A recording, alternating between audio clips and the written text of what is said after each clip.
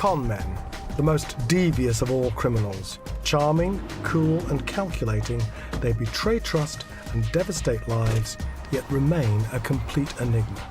We're about to explore the intriguing world of these master criminals, giving an unprecedented insight into the workings of the complex minds of some of the world's most cunning conmen. In this show, we will dig deep to reveal the dramatic and shocking intricacies of one man's elaborate crimes and reveal how he was dramatically brought to justice. The story of Carl Hildebrandt unfolds like a best-selling thriller. A man who was a fugitive from justice for almost a decade. Missing and presumed dead after a faked suicide, he evaded the police on both sides of the Atlantic until a bizarre twist of fate exposed his ingenious deception and the disturbing and shocking truth behind his disappearance. In my opinion, Carl Hildebrandt is an excellent conman.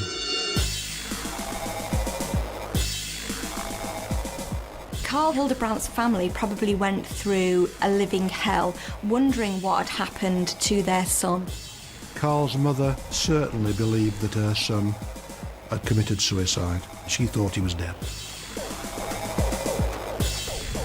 The mystery of what had happened to Carl Hildebrandt would remain unsolved for 8 years, with the con man and the law playing a complex game of cat and mouse.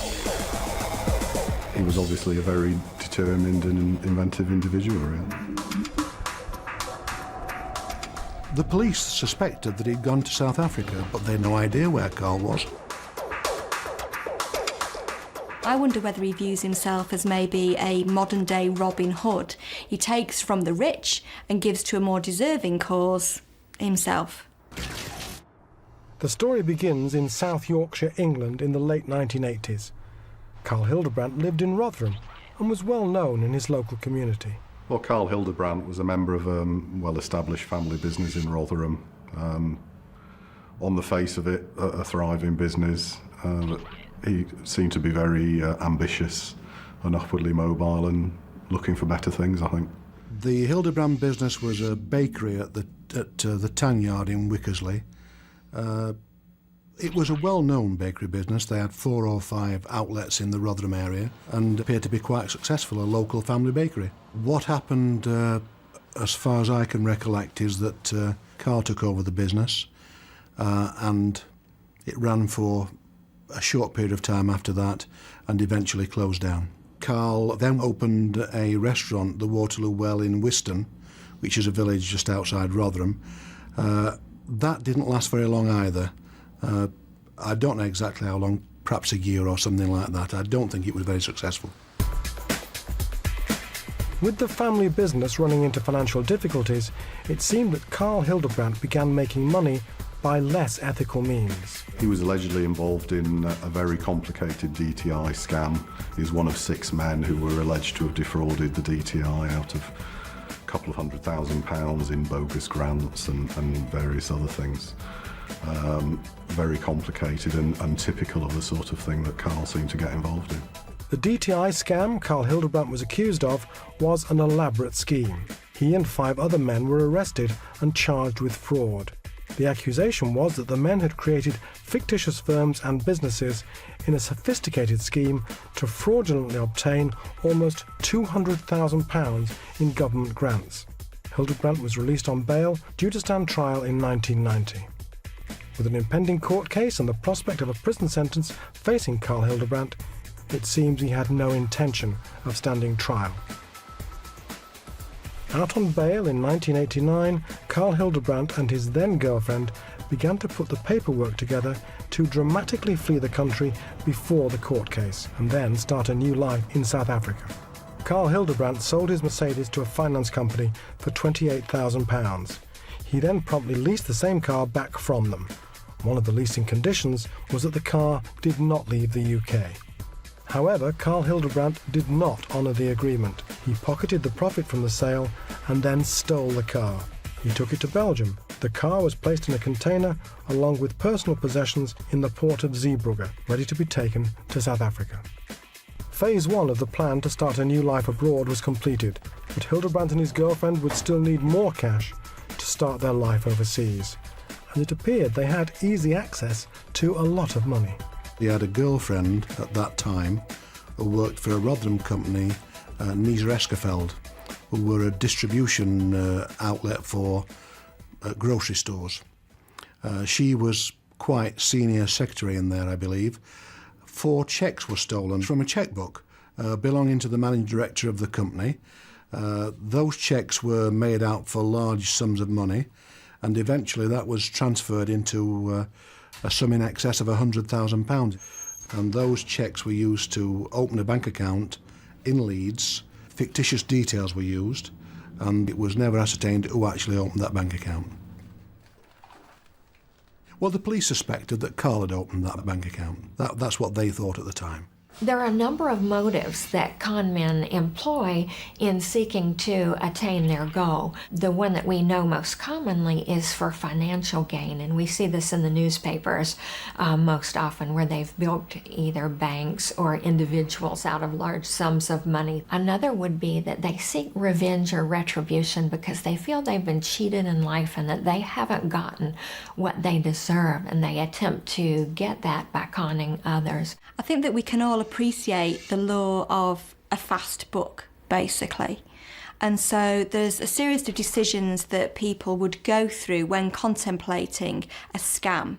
You'd look at whether you could get away with it or not, what you stood to lose and what you stood to gain. It seems that at the time that Carl Hildebrandt started his scams, he was experiencing some financial strain, and so that to him would have been an indication that he didn't have too much to lose, but he had everything to gain. Well, everyone would have to search their individual conscience to decide if they felt strong enough to refuse a lot of money against doing something immoral and illegal. It's a calculation I guess that a lot of people make all the time, and they don't go down the criminal road. Most of us don't lie because we're afraid that we'll get caught and we'll either be humiliated or punished. And con artists don't seem to have that same type of fear and anxiety. Well, that money was used to buy a large amount of Krugerrands, which is a South African gold coin. South African Krugerrands were first minted in 1967. Each coin contains 1 ounce of 22-carat gold. In today's market, 1 Krugerrand coin is worth in the region of £360, and Carl Hildebrandt was suspected of acquiring enough of them to live a very comfortable life in South Africa. Well, I haven't counted how many Krugerrand coins Carl had, but he had £100,000 worth of these, allegedly. This is made of the finest gold, and these things are very, very expensive. At the time when Carl allegedly had these in his possession, they were worth over £100 each then. With the police alerted to the stolen cheques and aware they'd been converted into Krugerrands, they began to connect Carl Hildebrandt to the crime. If their suspicions were right, his plan to leave the UK and head to South Africa was flawed. I'm informed that Carl's mistake as far as these coins were concerned is that once you buy these coins in this country or any other country, you can't take them back into South Africa as a coin. You've got to change them back into the South African currency before you can take them back. This would ruin his plot because he would have to take a chance on being able to smuggle these coins through customs in South Africa, which probably would have been very difficult, bearing in mind that at the time we're talking about, South Africa was not a free and open country. Carl Hildebrandt's trial date was approaching fast. He was involved in other alleged financial scams where he was trying to obviously get hold of a lot of money with a view to skipping the country. Well, the allegation, again, is that Carl was trying to sell these Krugerrands. Some of them were eventually recovered in a carrier bag in the back of a car at a garage in Mexborough.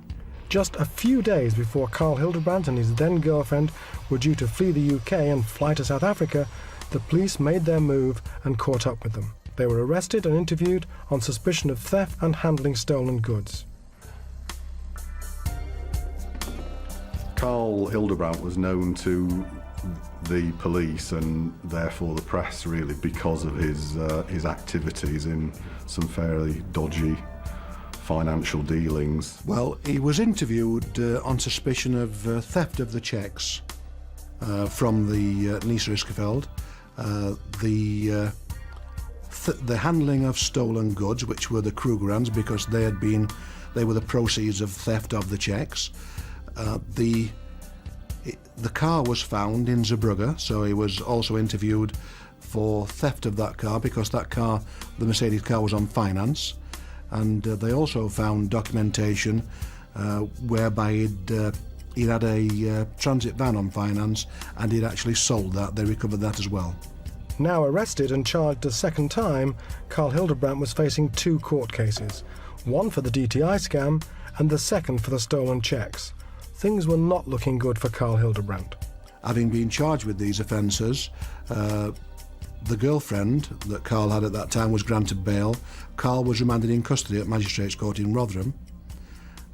His family offered to put up sureties for him, which were accepted by the court, and he was granted bail in the surety of 2 £50,000 sureties, with other bail conditions that he should reside at his home address and report to the police and sign the bail book at Rotherham Police Station. But no one could have predicted Carl Hildebrandt's next move. Shortly after his family posted bail, Carl Hildebrandt executed his secret master plan that left the police, his family, and his local community shocked and devastated, creating a mystery that lasted almost a decade. In 1989, Carl Hildebrandt was facing charges of fraud, along with 5 other men. Before his day in court, Carl Hildebrandt had been charged a second time. He was arrested on suspicion of theft and handling stolen goods, after blank cheques were stolen from his girlfriend's workplace and cashed for £100,000. It was thought he was planning to use the money to leave the UK and flee to South Africa. He was remanded in custody until his family posted bail of £50,000. The allegations regarding the original crimes, a lot of planning went into it. The opening of a false bank account, the preparation for flight, the car to Zeebrugge, all this was meticulously planned by Carl. So I would say he was certainly quite bright and did the job well. In March 1990, just a few days before Carl Hildebrandt was due to stand trial in South Yorkshire, England, he stunned his family and local community by pulling a stunt that was to create a 10-year mystery. He continued to sign the bail book for some considerable time. There became a time when he just didn't turn up to sign the bail book. He was circulated as wanted by the South Yorkshire Police for breach of his bail conditions. The date of his court date where he was supposed to arrive for committal, that passed, and a warrant was issued from Rotherham Magistrates Court for failing to appear. Carl Hildebrandt had disappeared. The search was on for the fugitive, but just 2 days after his disappearance, the police received a phone call revealing an unexpected twist in the tale. It seemed Hildebrandt would not stand trial.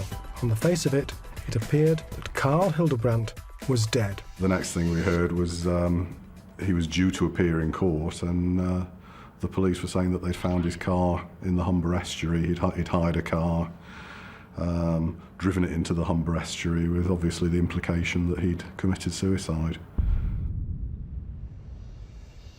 With Carl Hildebrandt's car submerged in the perilous River Humber in northern England, the Humberside Underwater Police Squad was scrambled to recover his body.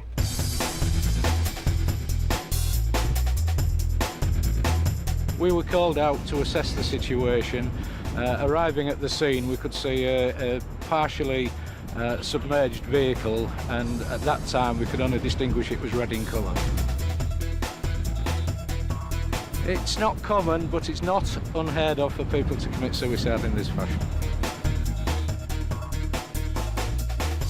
The search we did was wearing full diving equipment. I was elected as the diver on the day. I entered the water, searched in and around the vehicle to establish that there was nobody in the vehicle.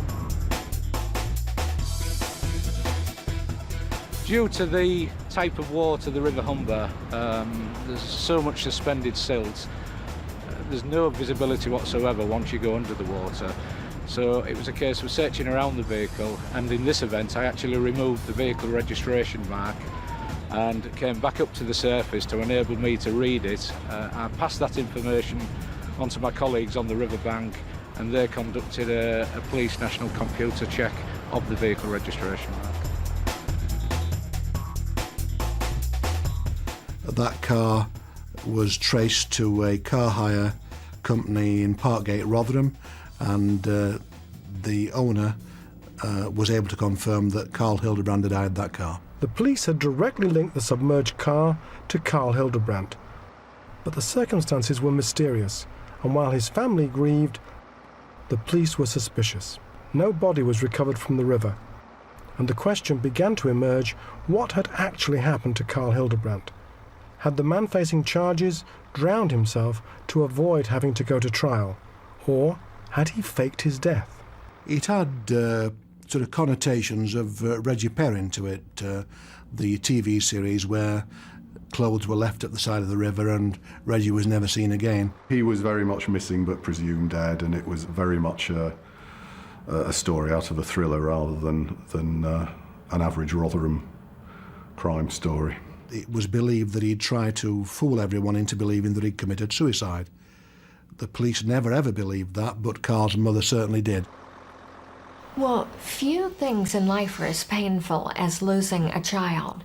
And for a person to have that level of disregard for the feelings of someone who reared them is inconceivable to most of us in society. Carl Hildebrandt's family probably went through a living hell, wondering what had happened to their son. She definitely suspected that he had killed himself by drowning in the River Humber. She, in fact, blamed the police for that at the time. She was very, very upset about it. They would have had numerous unanswered questions. Their life probably would be just a series of wonderings, you know, looking at people on the street. Could that be him? Where is he? Has something dreadful happened to him? If you don't have a body and you don't have the answers to those questions, you've got no closure, and it's very difficult for people to then move on and move forward in their lives. What we know about grief is that it's easier to resolve the grief if you have the ritual, the funeral, the ability to say goodbye. And when there's no body and the person's presumed dead and just missing, their grief is prolonged because they always wonder, what happened? You know, was there something I could have done to prevent it? Carl Hildebrandt's family may have believed that the River Humber in northern England had taken his life, but not everyone was so certain. It was obvious from the police's attitude that they weren't at all convinced that that's what he'd actually done, and they seemed to be treating it as very much an attempt to escape justice. So from the outset, the hunt was on, basically. They were very much looking for a Carl Hildebrandt who was alive and well. Carl Hildebrandt's actions in faking his own death, to me, appear to be the actions of a desperate man, a man who is panicking and is totally focused on himself and making a good escape. It takes a certain type of personality to be able to make a clear cut away from friends and family and just to start again under a new identity. You have to be quite a superficial person, quite a self-centred person to be able to cause your family to believe that you are dead and not take any actions to put that right, but also to be able to emotionally separate from people in such a sudden and shocking manner. And at no point did he try and attempt to make any kind of contact to put his family out of misery. The police investigation obviously couldn't go any further until they could find Carl, because they'd gathered all the evidence they required for the prosecutions. There was nothing more they could do but to put it on hold. The hunt for Hildebrandt may have hit a dead end, but this mysterious and dramatic story of a car being discovered in northern England's River Humber with no body inside was not going to go away.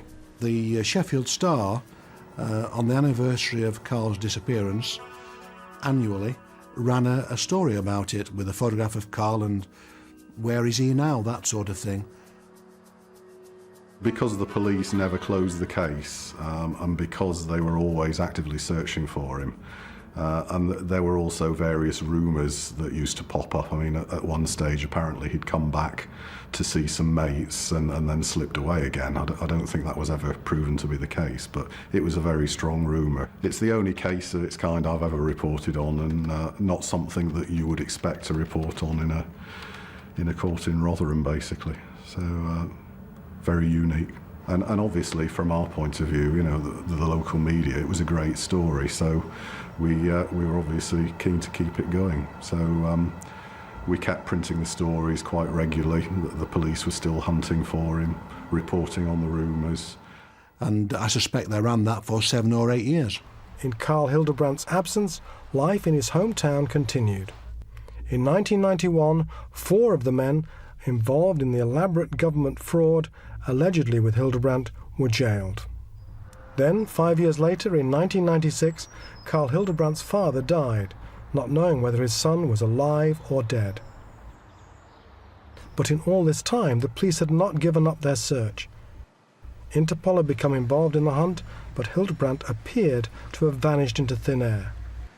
Almost a decade after his mysterious disappearance, whether alive or dead, it seemed doubtful that Carl Hildebrandt would ever be seen again.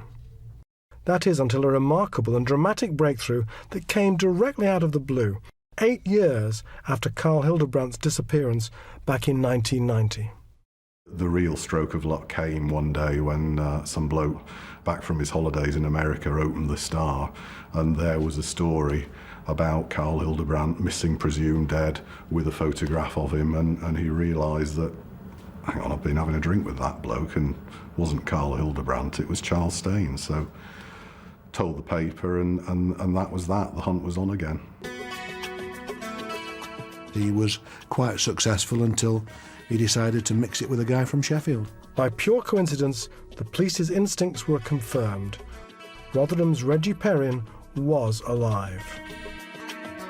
Well, this was a great piece of luck for the South Yorkshire Police. They had no idea where Carl was, and here we had a guy from South Yorkshire who was telling them, and not only was he telling them, he was telling them what name he was using as well. Charlie Staines. So he was living under an assumed identity, and that gave the police something more to work with. We had no idea how he'd come across that name or why he'd assumed that name at that particular time, except that was the name he was using in Fort Lauderdale. The name Charles Staines may have been a mystery yet to be solved, but for the first time in 8 years, in England, the Yorkshire Police finally had the breakthrough they'd been hoping for. But this was just the beginning. The police had confirmed their suspicions, but they had a long way to go. Locating and extraditing him from the USA would not be easy. Bringing Carl Hildebrandt to justice was still a long shot. But luck seemed to be on Brian Sutton and the South Yorkshire Police's side. In another twist of fate, they were contacted by a Florida resident, the disgruntled ex-girlfriend of Charles Staines, aka Carl Hildebrandt. The police were just another step closer to catching their man. I had a stroke of luck at that time because Carl had allegedly been concerned with ripping off a British subject who lived in Fort Lauderdale. She contacted me, knowing that I was interested in Carl, which resulted in me talking to a private investigator in America by the name of Richard Stein, who was on Carl's case, if that's the term to use, and he was feeding me information about Carl on a regular basis, so I knew that he was using the name Charles Norman Staines. Step by step, Brian Sutton was getting closer to trapping his quarry. As the investigation progressed, he discovered, over in the USA, the Fort Lauderdale police were well aware of a Charles Staines, even if the name Carl Hildebrandt meant absolutely nothing to them. Charles Staines was a cunning individual. He was very calculated in what he did. He was very careful in what he did. Carl Hildebrandt had inadvertently helped the South Yorkshire Police over in Britain with their quest. In May 1997, Hildebrandt, under his assumed identity Charles Staines, had been arrested. He was initially arrested one time under the name Charles Staines. That was for a problem he had with his girlfriend, and it was a burglary and a domestic fight. He was booked under that name here in Fort Lauderdale in Broward County, Florida, as Charles Staines. Later, I become to learn through some information that he was really Carl Hildebrandt. But Carl Hildebrandt, or Charles Staines as he was known in the USA, soon came to the police's attention for a second time. The Florida police connected him to an intricate and ambitious scam. Mr. Staines had experience in the rental car industry, had worked in a rental car company for a little while, so he knew how the voucher system worked. He would counterfeit vouchers, and these vouchers were used mostly by travel agents. So if a consumer in the UK wanted to go on a trip, they would go to their travel agent, they would make a reservation for a hotel, an airline, and a rental car, usually at the same time, and they would get these vouchers. And these vouchers were like cash. They would be presented at the counter to the rental car companies here, and they would be given a car. So what he did is to make a little shortcut for the consumers over there. He counterfeited these vouchers. He would advertise in the local newspaper there of a discounted rate for rental cars. And the person would buy those discounted vouchers, use them over here, but he was getting to keep the cash in his pocket. And the consumer was turning in a voucher and getting a car. They would use the car for a week, 10 days, they would go back home, and the rental car companies never caught on to it right away.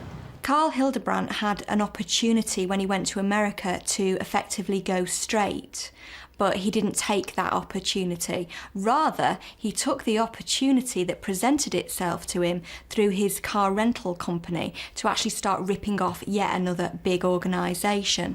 I was pretty clever because the rental car companies hadn't caught on to it for a while. Matter of fact, when a car turns up missing, it usually takes them a little while to report it stolen, and most of the time, by then, the tourists that had these cars had returned them, and they had given up investigating on it, so a lot of them went unchecked. He actually did get away for about 18 months. A lot of conmen do believe that they're a cut above the normal person, and not just criminals. They don't even believe they're criminals at all. That's a classic trait of a conman. Doesn't believe he or she is an actual criminal because they don't believe that what they're doing is true crime. They believe that they're just being smarter than other people, and well, they wouldn't describe it as taking advantage of other people. They would describe it as being smarter than the other guy, and if he's not smart enough, that's his lookout. Now, it seems that there must be something intrinsic in this man's personality that makes it okay for him to do this. He obviously doesn't view it as morally wrong. He knows that it's legally unacceptable, but it's okay for him to do that. I wonder whether he views himself as maybe a modern-day Robin Hood. He takes from the rich and gives to a more deserving cause himself. The money was going to good use for him. Mr. Hildebrandt liked to be in the social life. There were several clubs that he was known to frequent and hang out at. He had a few girls that he kept on the side there, but a lot of his time was spent doing his criminal activities and other elements. He was involved in other elements of crime as well. So he associated with people in different realms. So if he even thought about it consciously, he may well have thought, well, you know, I haven't got the attributes to go straight, so this is the only life I know. And I think a lot of con artists do say that they find that they can't go straight and this is the only life they know, so they've got to stick with it. With the UK and US police both closing in, Carl Hildebrandt's days on the run were numbered, and with his capture came the sick and devastating revelations of how he succeeded in dodging the police for almost a decade. And the answers were to be found in a graveyard. In 1990, Carl Hildebrandt was facing police charges of fraud, theft and handling stolen goods. At the 11th hour, shortly before he stood trial, he vanished. Missing and presumed dead, the local UK press crowned him Yorkshire's Reggie Perrin. Well, faking your own death may be the ultimate con. From our point of view, the story never really died because the police were obviously still actively looking for him and treating him as very much alive. Well, it seems that the decision to move to America and assume a new identity arose out of panic because Carl had been caught trying to scam big companies in Britain. So for him to then start again in America tells me that there's something intrinsic in this man's personality. Because con artists have an inability to delay gratification, they want what they want now, and they want it the easiest possible way without doing the work. So, for example, with Mr. Hildebrandt, where he came over to the United States and had an opportunity to sort of go straight and live a conventional life, he chose not to do that because of those traits. While in Fort Lauderdale, Carl Hildebrandt was using the name Charles Staines, and the US police had linked him to a number of criminal activities. In a twist of fate, while the South Yorkshire police were uncovering what happened to Hildebrandt in the UK, over in the USA in 1998, the Florida police were searching for him in connection to a car rental scam.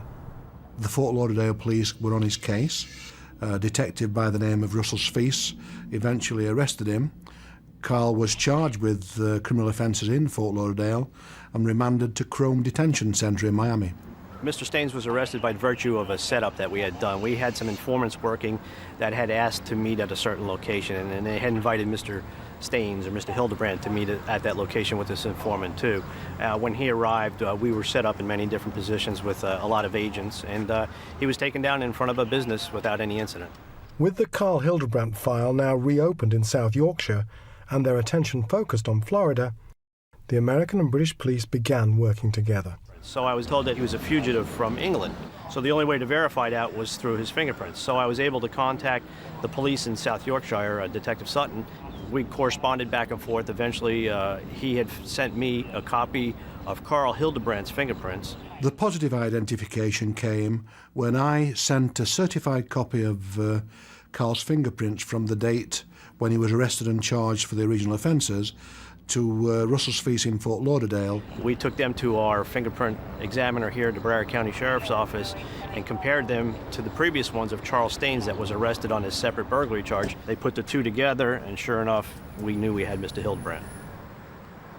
Mr. Brian Sutton seemed very excited to know that he has finally found the person he's been looking for a long time, and was very eager to provide me with any information, any assistance that I needed to ensure that this capture was made and that they were able to get their man back. And now the US and UK police had solved their mystery, it was time to let Carl Hildebrandt in on their discovery. Well, when after I arrested Mr. Staines and I told him that I knew he was Carl Hildebrandt, his reaction wasn't vocal in his words, but his expressions told all. He just lowered his head and closed his eyes, and I can see it all in his face that he knew it was over. Well, often con men feel superior, and those feelings of superiority may increase the longer that they're able to engage in their scam. So when they're caught, it may be a crushing experience because they've assumed this new identity and they thought that they pretty much were scot-free. With Hildebrandt behind bars in the USA, the game was up. However, there was one last piece of the puzzle remaining unanswered. Where had Carl Hildebrandt found the identity Charles Staines? An identity that had kept him safely concealed from the British police and Interpol's extensive searches. Well, at that time, it didn't mean anything except that he was using another name. I was able to get the date of birth he was using, and as a result of that, we were able to find out that Charles Norman Staines had been a young man born in, I believe, North Ferriby in Humberside, who died at age 5 when he drowned in the River Humber, and Carl had assumed his name. But as Brian Sutton began to probe further, the disturbing discoveries kept coming. Well, what we found out was that Carl was in possession of 2 passports because he'd used another one, Dean Anthony Perry, on a trip to Guyana in South America. We also found out that this young lad Perry had also died in Humberside at about the same time, and it became apparent that he'd probably gone to a cemetery, found 2 young boys who died about the same age that he was, gone and obtained birth certificates, and then obtained passports, and it is as simple as that. The idea to take a child's identity from a gravestone comes straight out of The Day of the Jackal, so it's quite possible that he got that idea from a book that he might have had on his bedside table. This wasn't the criminal genius at work, this is a desperate man. We then went to the passport office in Peterborough, where we found the original application for the passport by the person who assumed the name of Charles Norman Staines, and the passport photograph was Carl. At the point at which Carl Hildebrandt stole the dead child's identity, he was not thinking of the impact of that upon the child's parents. He was thinking about himself, and purely about himself. I doubt that it would have crossed his mind. He just wanted to make an escape. To him, he probably felt that the child didn't need the name any longer anyway. The traits of a good con man are... Well, there's numerous ones, but I think the main one is a complete lack of conscience. Basically, you can't afford to worry about your victims, about whether or not you might have hurt them, or if you've done something wrong, or how they might be feeling. The use of the name of Charles Norman Staines providing that boy's parents never found out would not have been a problem to anyone. But of course, when we were pursuing the offences of the passport offences, it was necessary to visit the parents of Charles Norman Staines, who were very nice people, elderly, living in Humberside. Although it was a long time before, they clearly were distressed at the thought that we were making this investigation. Well, the family of the person whose identity that he stole were likely very, very damaged by what he did. It's bad enough to lose a child, but when you get that phone call from an investigator or the police that someone has stolen the identity of this child that you loved and lost, it's a sense of violation to the very innermost part of your being, and such a sense of betrayal that it's very difficult to overcome. The family of Charles Staines would have been immensely affected by the identity of their child effectively being stolen. Although the child doesn't need that identity any longer because sadly they're dead, they would have viewed that name which they carefully chose for their son as very precious to them. It would have represented their son who's not physically with them anymore. And so to have that stolen would be like having a physical part of themselves removed. It'd be tantamount to grave robbery. In a letter to this documentary, the parents of Charles Staines said, "Even 40 years on, we grieve for our little boy. The fact that Carl Hildebrandt stole his identity is doubly painful, as we feel Charles's innocence was stolen and he can't rest in peace. Our son was named after his father and grandfather. Hildebrandt besmirched the name of the honourable men." The stealing of the names of dead people is the fastest growing identity theft crime in the UK. The UK's Passport Service now holds a database of babies' births and deaths dating back to the 1950s. So serious is the problem that they have produced a worldwide warning database with a total of 1,000 names of deceased babies whose identities may have been used by fraudsters. An initiative called Operation Wisdom was also launched in 2002, targeting people assuming the identities of dead children. Within the first 2 years, 255 arrests were made with 50 convictions. The Home Office have also introduced a new system where the 600,000 people who annually apply for first-time adult passports will have to take part in a face-to-face interview. This process will be extended to anyone renewing a lost, stolen or expired passport by 2009, making it much harder for people to inflict the heartache and suffering that Carl Hildebrandt caused to the Staines family.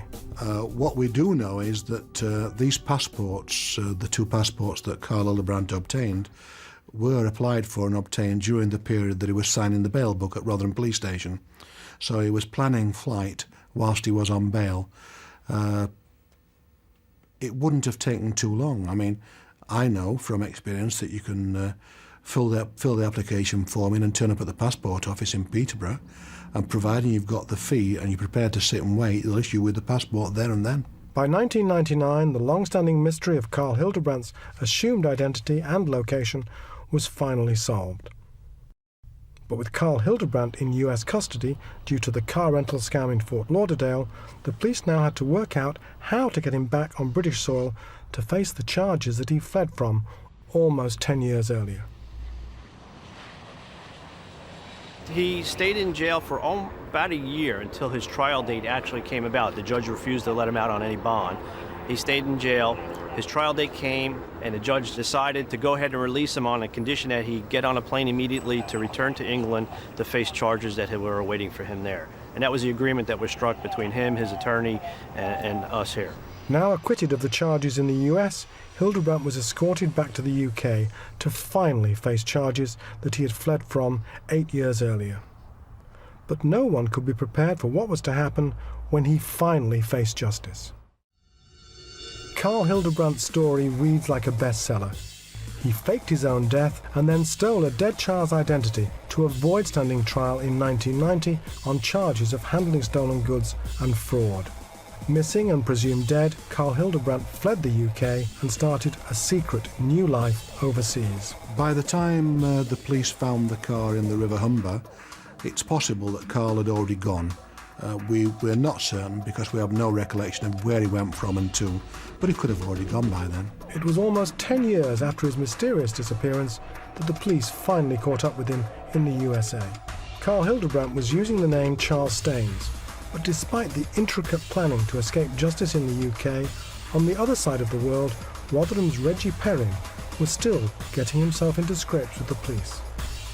If Mr. Staines had not engaged in some criminal activity upon coming to the United States, there's a good chance he never would have been caught. Had he conducted himself in a polite, professional manner and done something constructive and real, he may be still walking around the streets here in the United States today as Mr. Charles Staines.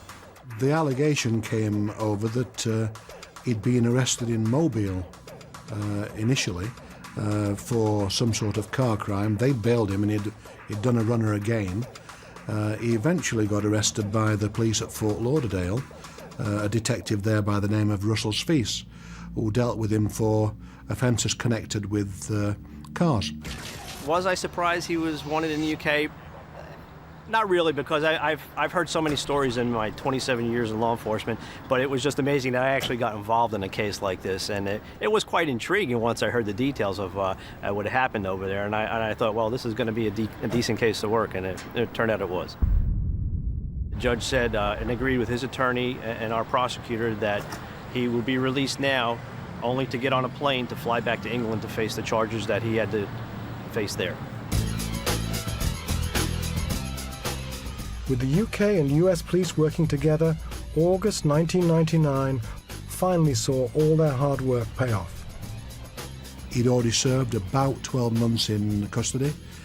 His time was served, and he was brought on an aeroplane back to Manchester Airport by 2 officers from Crome Detention Centre. Carl came back to Manchester Airport at about 9:30 a.m. one morning. We went to collect him and bring him back to Rotherham Police Station. He was perfectly okay. He was very friendly and no aggravation whatsoever. It wasn't a personal thing between myself and Carl, but it did close a book as far as the South Yorkshire Police were concerned, because he'd been missing for 8 years, and we got him back, so it was a closure. As far as the police are aware, it was the first time Carl Hildebrandt had stepped on British soil in almost a decade.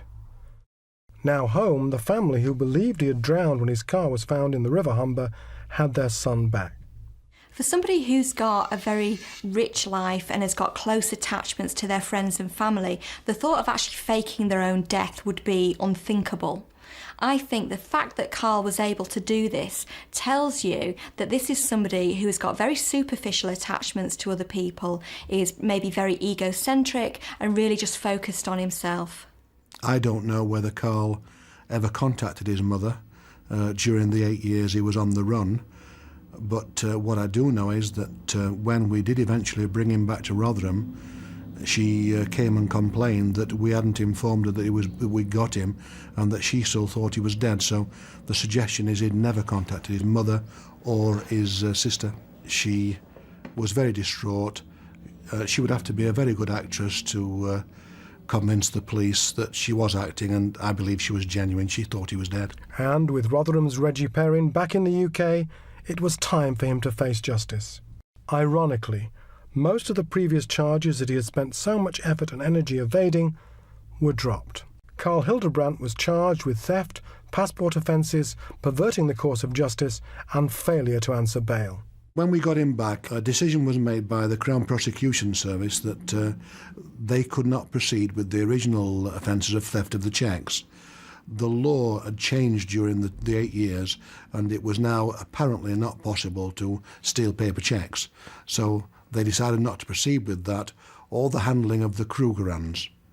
So the offences Carl was recharged with were the theft of the Mercedes, the passport offences, failing to answer bail, and perverting the course of justice. The perversion was that he'd faked his death and led people to believe that he wasn't ever going to be able to appear at court because he was dead.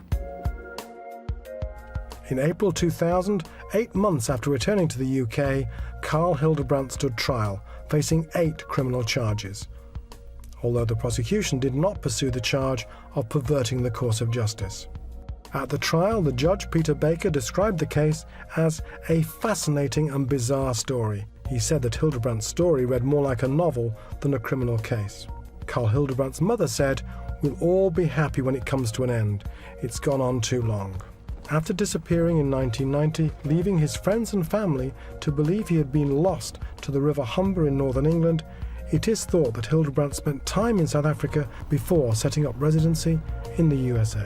And after running from the charges facing him in South Yorkshire for almost a decade, Carl Hildebrandt was eventually sentenced to just 15 months in prison. A local newspaper commented, "He need never have fled." Having served his time, he is now free and living in the UK. But the impact of the con, which draws parallels to Frederick Forsyth's The Day of the Jackal and the famous sitcom The Rise and Fall of Reginald Perrin, he will long be remembered. These might have been the actions of a desperate man who was looking at a possible jail term and desperately wanted to make his escape. But he never, at any point in the 10 years that he was living under an assumed identity, tried to get in contact with his family to actually put that right. I've never come across a faking of death and obtaining passports by deception before during my career, and I would say that it's not a common crime, although not too difficult to do. And what is also the case is that these 2 passports have never been recovered. For somebody to live on the run for so long, I think you'd have to say that, yeah, he's a successful conman. In my opinion, Carl Hildebrandt is an excellent conman. Carl Hildebrandt was a cunning individual. He was very calculated in what he did. He was very careful in what he did, but like anybody else, they always make a mistake here and a mistake there, and it always catches up to him. But I think he was clever. He was very witty. There's no question about it. He was sauvé. He liked to play with the women a lot and get around, but eventually bad people always get caught, and that's our job, to find them.